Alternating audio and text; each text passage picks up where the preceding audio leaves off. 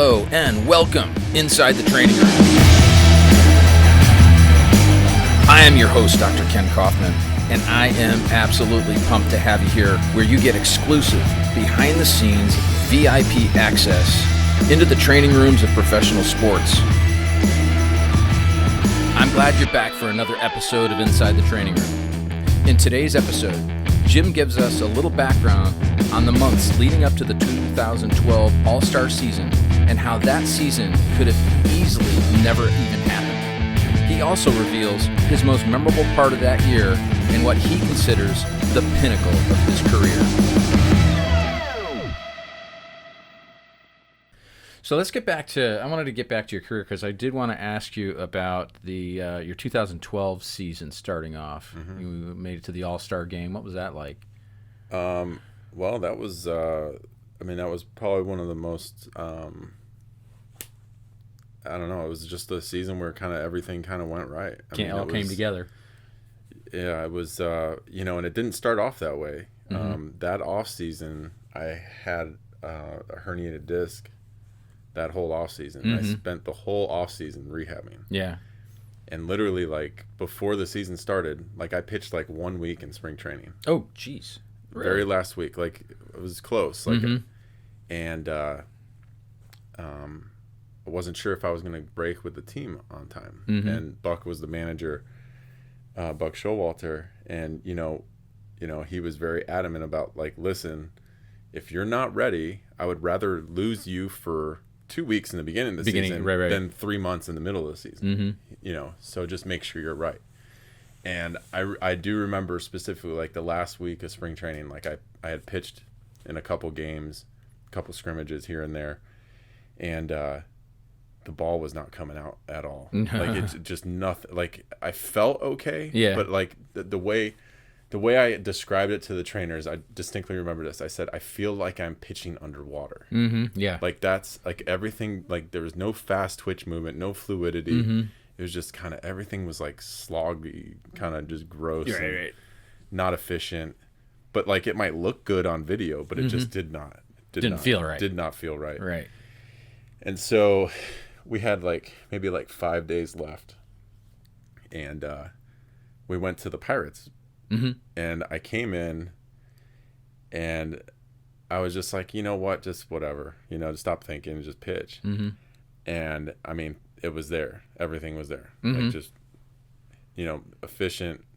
Everything kind of felt in sync. Ball was coming out where I wanted, how I wanted.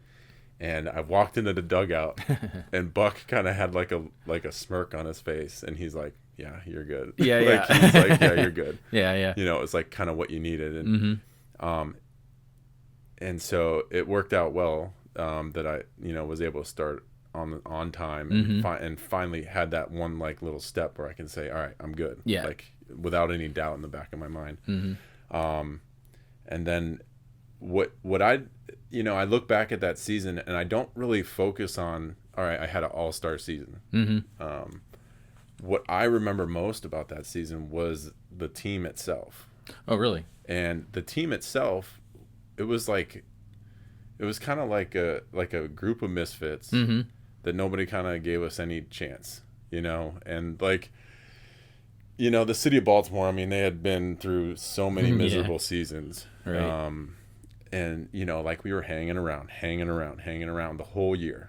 And, people weren't like, they're like, oh yeah, like we're, big Orioles fans, we're enjoying the season, but they were waiting for us to just hit a wall. And collapse. Right. Yeah. And so it was kind of that whole, like, kind of, we played with our chip on our shoulder and every guy on the team was in it the same way. Right. Everybody was like pulling the rope the same direction.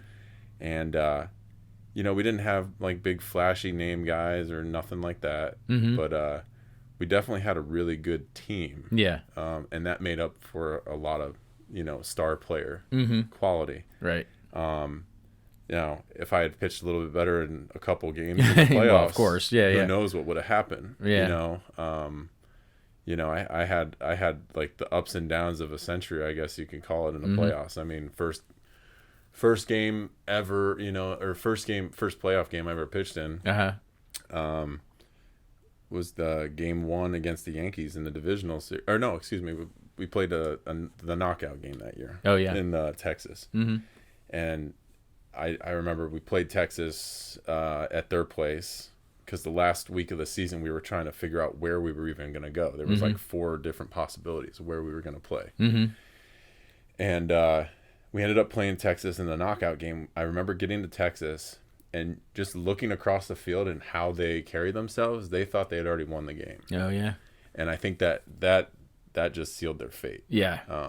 Because, we can't, because I think before that, they were in the World Series and hunts, the previous couple years.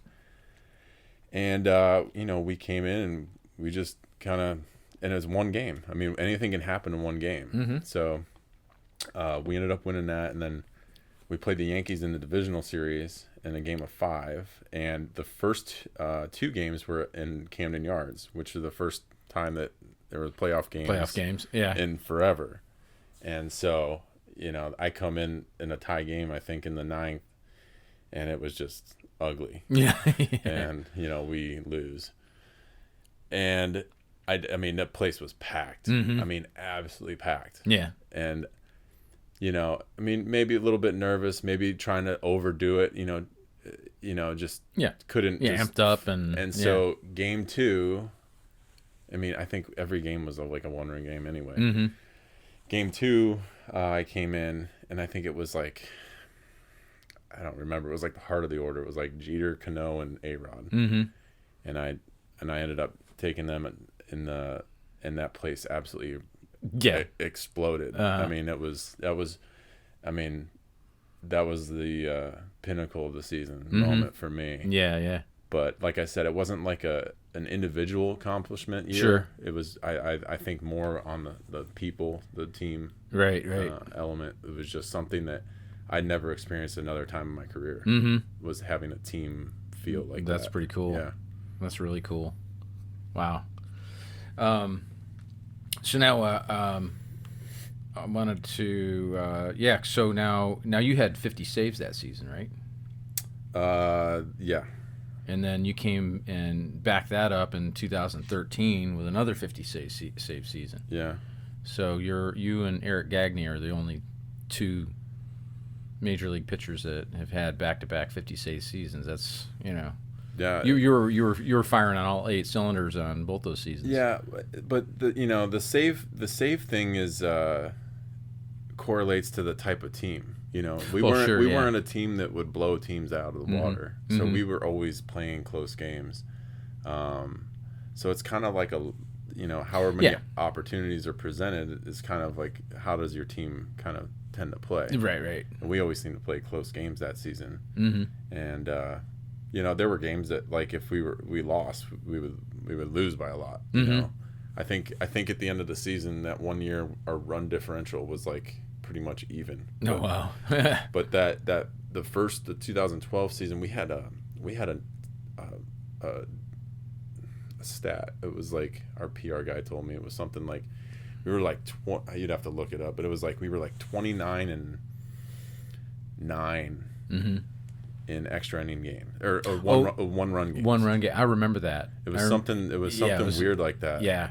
I mean, and we didn't lose a game the whole year if we had a lead after 8 or something. Lead after something crazy. Mm-hmm. And so that's a tip of the cap to the guys that were in the bullpen. Right. And it wasn't just me. It was the other guys involved. And then having a good defense too. I mean, I mean that always helps. Yeah, well, yeah. The way that I pitch, Well, So now you mentioned, you had that herniated disc, the spring training of 2012. What other types of injuries did you have to deal with over your career? I had the first scary injury I had was it was 2010, maybe 2010, 2009. I can't remember. I had a tear in my UCL in my elbow. Oh. And it was, again, it was actually the first game of the season, 8th pitch in. I threw a changeup to Carlos Pena here at the Tropicana. Uh-huh. And as soon as I threw it, I could feel my whole arm like catch on fire. Oh wow! I didn't hear a pop. I didn't, but it like a sharp pain. Yeah, yeah. And I like kind of like took like a little self check. Like this is like middle of the inning. Yeah. Like self checked myself. Like all right, you know, it right? doesn't. Yeah, you know, yeah. whatever. Well, I continued to pitch the inning. Wow!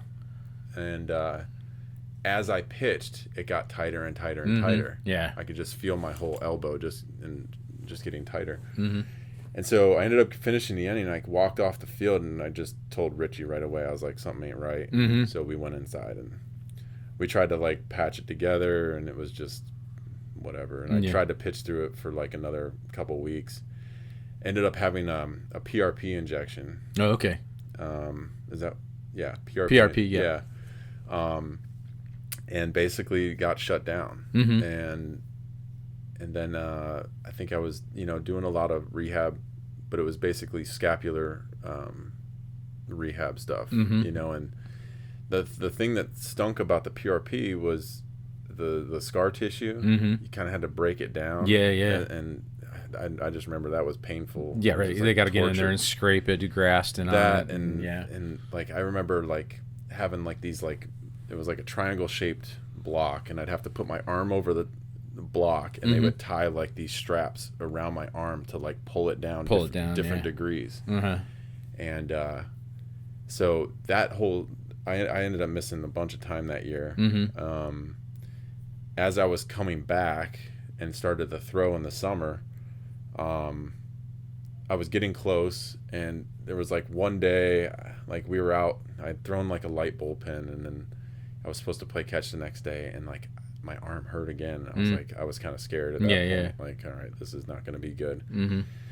So the trainers got together, like, you know, let's just take a you know, pump the brakes a little bit. Yeah. And at that point, after that little break, I was like, listen, I had a self-conversation with myself. I was like, all right, I've done everything I possibly could do at this point. If it's going to go, it's going to go. Yeah, right. So stop thinking about it. You know, stop trying to because you always have that in the back of your head and an injury, and that's the hardest part. Like, and I was finally like, if it's going to go, it's going to go. So whatever. Yeah. And so, you know, there was discomfort. I would be lying if I said I felt great. The rest of it, I felt miserable. Yeah, yeah. You know, and then plus all these anti-inflammatories, you know, you got to take to just get through it. So I think I came back for basically like the last month of the season. Oh, okay. And at the end of the season, I stopped taking all my anti-inflammatory stuff, and I remember my elbow, my arm, like after like a couple days, like my arm wouldn't go straight. Oh, really? Because there was so much inflammation in there, set in there. And then it was like 2 weeks, it was like a little bit better, and then like another 2 weeks, it was pretty much back to normal. Right. So, and then after that, I literally had no problems with my elbow ever since. That's amazing. That.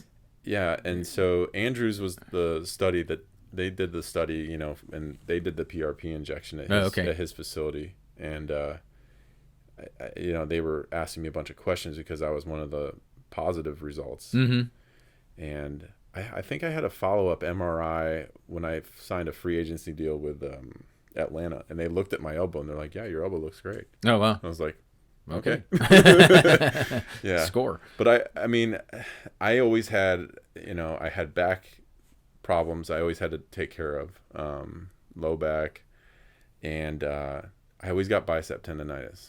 And I think that was just because of the way I threw. Yeah, yeah. More than anything else. So, but other than that, I mean, the last couple years, lower body just became a problem. I mean, it was like the weirdest thing in Atlanta. There was one. I'm trying to think of this. I gotta like try to go back and date sometimes. But yeah, right. Because I was in Atlanta twice, so I got to figure out if it was first or second one. So I got to base it on which stadium was I at, you know. So the second time I was with Atlanta, I think this was 2017. It was like August maybe, and I literally got out of bed and I couldn't walk. My one foot, I couldn't walk. Oh man! And I was like, what's going on here? My whole ankle, my Achilles. And so I stumbled into the training room I remember that morning, and I actually gave the trainer a heads up. I was coming in. I was like, I don't know what happened. Right. And so they're like, well, what'd you do? And I was like, I went to bed. I woke up, like, that's it. High velocity bed sleeping. Yeah. And it was just, so they sent me for an MRI, and they're like so I literally felt like if I like pushed hard, I felt like that thing was just going to pop. Yeah. And, they sent me to get an MRI, and they said like the whole sheath was like, I guess there's a sheath around the Achilles tendon. Yeah. And they said the whole sheath was inflamed and filled with fluid. I'm like, well, how does that even happen? Yeah, right. Like, what did I do to, and it was, things like that had just popped up. I had this issue with my quad. I still have it now and then. Yeah. I remember that. Yeah. It's really weird. Yeah. And I could never, and I had a sports hernia too. And I've always wondered that if something correlating from like sports hernia to like the lower body stuff. Yeah, sure. I don't know. Well, you mentioned it before, is that, when you have an injury, it's hard to get it out of your head. And even one of the things that I see with players is that if they have some chronic issue, they compensate, and then it could be in their throwing mechanics, could be, how they're running or walking, their gait or whatever. And what they do is they compensate. Well, then once they get, cleared from the injury, and the injury is okay, and they don't even have any pain anymore, they're not even consciously aware of it, but there's still kind of that program and that gait or that movement or that mechanic, because it's like the nervous system has programmed itself to make sure it doesn't stress that area again. And so a lot of times I had a player one time who had torn his ACL coming out of the batter's box. And so he had surgery. I did his rehab and lasered, and I had him he could do weighted single leg squats. He could do weighted single leg step ups. He could do plyometrics on that knee. And his coach sent me video of him trying to come out of the batter's box, and he still hesitated every single time. And I'm like, just keep making him do it over and over, even not even throwing a ball to him, just make him try to come out of the batter's box, and eventually, but it was that little subconscious thing.